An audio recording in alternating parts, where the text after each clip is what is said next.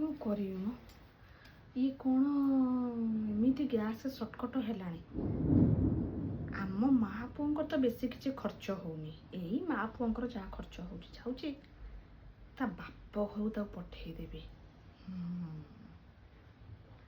2-4 ମାସ ଯାଇକି ରହୁ, ବାପ ଘର ଯିବ ବୋଲି ଏମିତି ହେଉଥିଲା।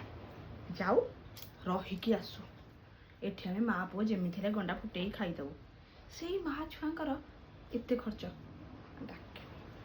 ମିନୁ ମିନୁ ଆଇଲୁ।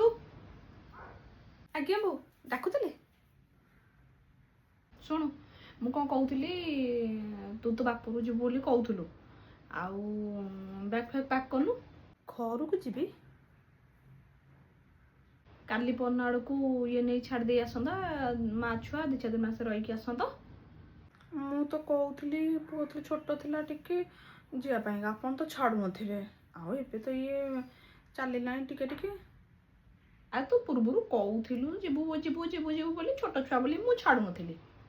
ଆଉ ବ୍ୟାଗ୍ ଫ୍ୟାଗ୍ ପ୍ୟାକ୍ କର, ପ୍ୟାକ୍ କରିକି ତୋର ଯାହା ନେବା କଥା ପୁରାପୁରି କର। ଇଏ ଯିବ, ନହେଲେ ନାହିଁ ମୁଁ ଗାଡ଼ି କରି ପଠେଇଦେବି। ହଉ ହଉ ଠିକ୍ ଅଛି, ମୁଁ ପ୍ୟାକିଂ କରିଦେବି ଆଉ। ଭଲ ହେବ।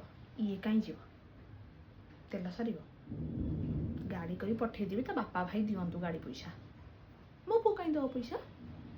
ଯାଉ ଏକାବେଳେ ଇଏ ଗ୍ୟାସ୍ ଫ୍ୟାସ୍ ମାମଲା ତୁଟିଲେ ଆସିବ।